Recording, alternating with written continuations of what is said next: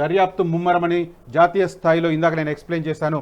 జాతీయ స్థాయిలో నీట్ పరీక్షకు సంబంధించి పేపర్ లీకేజీ అంశం దుమారాన్ని రేపుతుంది.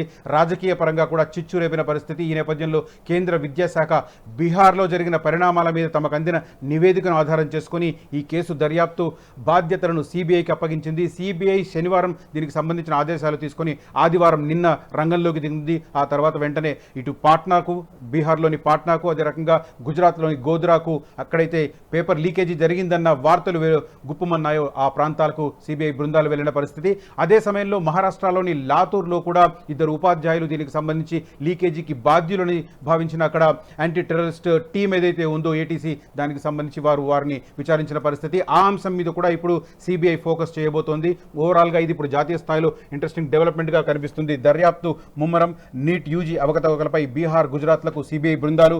కుట్ర మోసంపై ఎఫ్ఐఆర్. 18కి చేరిన అరెస్టులు. మహారాష్ట్రలో ఇద్దరిని విచారించిన ఏటీఎస్ అన్న వివరాలు కనిపిస్తున్నాయి. వైద్య విద్య కోర్సుల్లో ప్రవేశాల కోసం నిర్వహించిన నీట్ యూజీలో అవకతవకలపై సిబిఐ దర్యాప్తును ముమ్మరం చేసింది. ఆదివారం ఎఫ్ఐఆర్ నమోదు చేసింది. కేంద్ర విద్యాశాఖ సూచనల మేరకు నీట్లో అక్రమాలపై సిబిఐ పూర్తి స్థాయి విచారణ జరపనుంది. అలాగే బీహార్లో పేపర్ లీక్, పలు చోట్ల విద్యార్థులు సమయం కోల్పోయారంటూ వారికి గ్రేస్ మార్కులు కలపడం వంటి అంశాలపైన సమగ్రంగా దర్యాప్తు చేయనుంది. ఎఫ్ఐఆర్లో నిందితులను గుర్తు తెలియని వ్యక్తులుగా పేర్కొంది.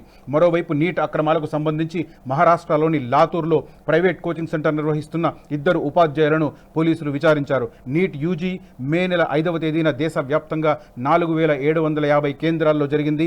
24 లక్షల మంది విద్యార్థులు పరీక్ష రాశారు. అయితే బీహార్లో పేపర్ లీక్ కావడంతో పాటు పలు చోట్ల అవకతవకలు జరిగాయనే ఆరోపణలు వచ్చాయి. దీనిపై పెద్ద ఎత్తున విమర్శలు రావడంతో పాటు సుప్రీంకోర్టులో పిటిషన్లు దాఖలయ్యాయి. ఈ నేపథ్యంలో బీహార్లో ప్రాథమికంగా విచారణ జరిపిన తర్వాత ఒక నివేదికను కేంద్ర విద్యాశాఖకు అందజేశారు. ఆ నివేదిక ఆధారంగా విద్యాశాఖ సిబిఐ దర్యాప్తుకు ఆదేశించిన పరిస్థితి. సిబిఐ విద్యాశాఖ ఆదేశాలతో సిబిఐ రంగంలోకి దిగింది.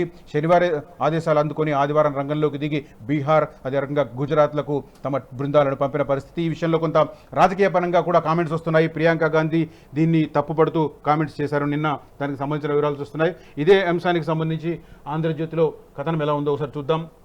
సగం మందే హాజరు అంటూ నీట్ అవకతవకల తర్వాత మళ్ళీ నిన్న పరీక్ష నిర్వహించారు. అయితే అప్లై చేసుకున్న వారిలో సగం మాత్రమే నిన్న ఎగ్జామ్కు హాజరైన పరిస్థితి.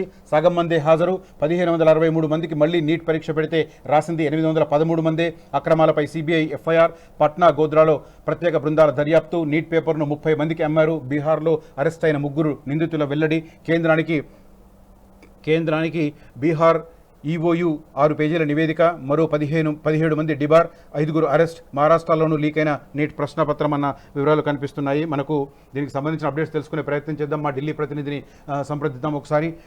దీనికి సంబంధించిన ఎట్లాంటి కోణాల్లో దర్యాప్తు కొనసాగుతుందని తెలుసుకునే ప్రయత్నం చేద్దాం. గ్రేస్ మార్కులు ఇచ్చిన 1563 మందికి జాతీయ టెస్టింగ్ ఏజెన్సీ ఎన్టీఏ ఆదివారం మళ్లీ నీట్ పరీక్ష నిర్వహిస్తే వారిలో 813 52% మందే హాజరయ్యారు. మిగతా 750 మంది డుమ్మా కొట్టేశారు. మేఘాలయ, హర్యానా, ఛత్తీస్గఢ్, గుజరాత్, చండీగఢ్లోని పరీక్షా కేంద్రాల్లో ఈ ఎగ్జామ్ కొనసాగింది అన్న వివరాలు కనిపిస్తున్నాయి. ఒకసారి 10th పేజీలో దీనికి సంబంధించిన మరిన్ని డీటెయిల్స్ ఉన్నట్టున్నాయి. ఒకసారి చూద్దాం.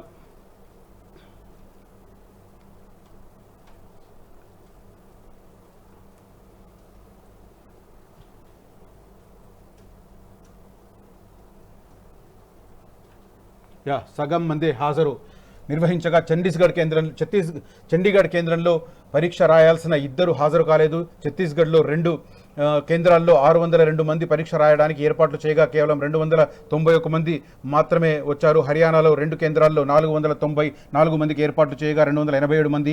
మేఘాలయలో 464 మందికి గాను 234 మంది మాత్రమే పరీక్ష రాశారు. గుజరాత్లో ఒకే ఒక్క అభ్యర్థి కోసం పరీక్ష పెట్టారు. మరోవైపు నీట్ కేసు దర్యాప్తును చేపట్టిన సిబిఐ ఆదివారం ఎఫ్ఐఆర్ నమోదు చేసింది. కేంద్ర విద్యాశాఖ ఫిర్యాదు మేరకు నీట్ యూజీ 2024 పరీక్ష నిర్వహణలో కొన్ని రాష్ట్రాల్లో అవకతవకలు చోటు చేసుకున్నట్లు పేర్కొంటూ గుర్తు తెలియని వ్యక్తులపై ఐపీసీ సెక్షన్ 120B నేరపూరిత కుట్ర, సెక్షన్ 420 చీటింగ్ కింద కేసులు నమోదు చేసింది. ఇక నీట్ యూజీసీ నెట్ పరీక్షా పత్రాలు లీక్ అయిన నేపథ్యంలో ఆ రెండింటితో పాటు JEE main, common university entrance test సహా పలు ప్రవేశ పోటీ పరీక్షలు నిర్వహించే ఎన్టీఏ వెబ్సైట్ హ్యాక్ అయ్యిందన్న వదంతులు విస్తృతంగా వ్యాపిస్తున్నాయి. దీంతో ఎన్టీఏ అప్రమత్తమై అలాంటిదేమీ లేదని, ఎన్టీఏ దానికి అనుబంధ వెబ్సైట్లన్నీ అత్యంత భద్రంగా ఉన్నాయని ప్రకటించింది అంటున్నారు. ఓవరాల్గా ఈ సిబిఐ దర్యాప్తు ద్వారా ఎలాంటి పరిణామాలు చోటు చేసుకుంటాయని తెలుసుకునే ప్రయత్నం చేద్దాం. ప్రస్తుతం మా ఢిల్లీ ప్రతినిధి రామకృష్ణ ఫోన్లో అందుబాటులో ఉన్నారు. ఒకసారి మాట్లాడదాం. గుడ్ మార్నింగ్ రామకృష్ణ గారు. Good morning. ఎస్, నీట్ దర్యాప్తుకు సంబంధించి తాజాగా సిబిఐ రంగంలోకి దిగింది. ఒకవైపు బీహార్కు, ఇటు గోద్రాకి బృందాలను పంపిన పరిస్థితి. ఎట్లాంటి డెవలప్మెంట్స్ కనిపిస్తున్నాయి మనకు ఓవరాల్గా ఈ నీట్ దర్యాప్తుకు సంబంధించి? అయితే నీట్ పేపర్ లీకేజ్ అనేది దాదాపుగా ఇది క్లియర్ అయిపోయిన నేపథ్యంలోనే కేంద్రం ఈ రోజు నుంచి పార్లమెంట్ సమావేశాలు ప్రారంభమవుతున్నాయి. ఈ నేపథ్యంలో కేంద్రం అప్రమత్తమై వెంటనే సిబిఐ దర్యాప్తుకు ఆదేశించింది.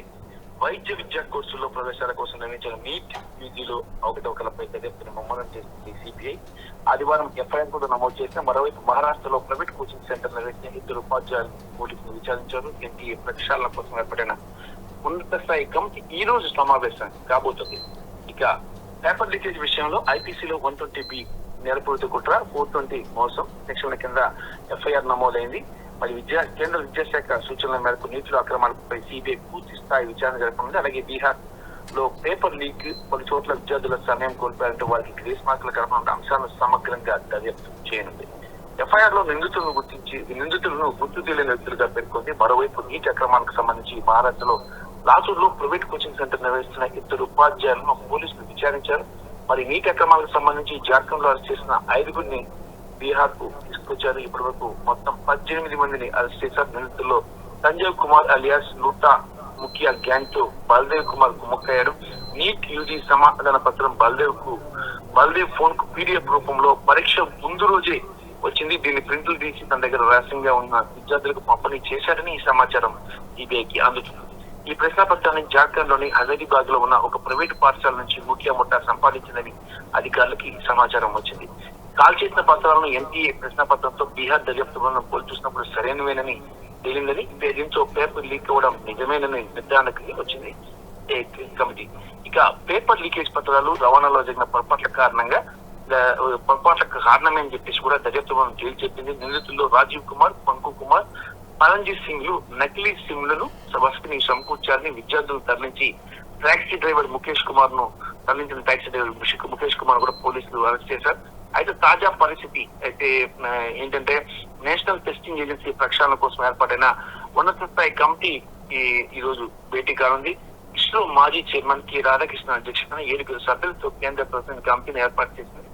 ఈ రోజు మొదటి సమావేశం కానుంది. కమిటీ 2 నెలల్లో నివేదికను సమర్పించాల్సింది. పరీక్ష ప్రక్రియ ప్రక్షాళన, డేటా సెక్యూరిటీ ప్రోటోకాల్స్ మెరుగుపరచడం, ఎన్టీఏ నిర్మాణం, పని విధానంలో చేపట్టాల్సిన మార్పులు చేర్పుల గురించి కమిటీ సిఫార్సు చేయనుంది. ఇటు నీట్ లో గ్రేస్ మార్కులు పొందిన విద్యార్థులకు తిరిగి పరీక్ష నిర్వహించగా సగం మందికి పైగా డుమ్మా కొట్టారు. 7 సెంటర్లో 1563 మంది పరిశీలించగా 813 మంది మాత్రమే హాజరయ్యారు. 750 మంది గైర్హాజరైనట్లు అధికారులు వెల్లడించారు. మరి యూజీసీ నెట్ పరీక్ష జరిగిన అవకతవకలపై దర్యాప్తులో భాగంగా బీహార్ లోని నవాదాకు వెళ్లిన సిబిఐ బృందంపై స్థానికులు కూడా దాడి చేశారు. ఇది చాలా పెద్ద విషయం. దాడికి పాల్పడేది తీవ్ర కలకలం లేపింది. మరి సిబిఐ ఫిర్యాదు మేరకు దాడికి బాధ్యులైన 4 కూడా అరెస్ట్ చేసినట్లు పోలీసులు తెలిపారు. యూజీసీ నెట్ పరీక్ష పేపర్ లీకేజ్ వ్యవహారంపై కేంద్ర విద్యాశాఖ మంత్రి సూచన మేరకు సిబిఐ ఎఫ్ఐఆర్ నమోదు చేసింది. దర్యాప్తులో భాగంగా అధికారుల బృందం నవాదాలోని కసియాడియా గ్రామానికి వెళ్ళింది. సిబిఐ వాహనాలను స్థానికులు చుట్టుముట్టి అధికారులపై దాడికి దిగారు. రైట్. మహారాష్ట్రలో కూడా దీనికి సంబంధించిన ప్రకంపనలు కనిపిస్తున్నాయి. అక్కడ కూడా 2 ఉపాధ్యాయులను ఎంక్వైరీ చేసిన పరిస్థితి. మీ దగ్గర ఏమైనా అప్డేట్స్ ఉన్నాయా? అంటే మహారాష్ట్రలో కూడా దీనికి సంబంధించి ఈ స్కామ్ కి సంబంధించి సిబిఐ దర్యాప్తు చేస్తుంది. మరి ఈ దర్యాప్తులో దాదాపుగా కమిటీ మహారాష్ట్రకు సంబంధించి దాదాపుగా చాలా విషయాలను సేకరించింది. మరి దాంతో పాటు సిబిఐ కూడా ఒకవైపు కమిటీ, ఒకవైపు సిబిఐ 2 కూడా కేసును చాలా డీప్ గా దర్యాప్తు చేస్తున్నాయి. Right. Thank you Ramakrishna for updates. ఓవరాల్గా నీట్ వ్యవహారం అయితే ఇప్పుడు దేశవ్యాప్తంగా ఒక రాజకీయ దుమారాన్ని రేకెత్తిస్తున్న పరిస్థితి. సేమ్ టైం కొద్దిగా ఆలస్యంగానైనా కూడా కేంద్ర విద్యాశాఖ రంగంలోకి దిగి సిబిఐని రంగంలోకి దింపిన పరిస్థితి. ఇప్పుడు దర్యాప్తులో ఎవరి మీద అభియోగాలు మోపుతారన్నది ఇంట్రెస్టింగ్గా మారుతున్న పరిస్థితి. అసలైన తొలి వెలుగు. ఫాలో వాట్సాప్ @తొలి వెలుగు అఫీషియల్.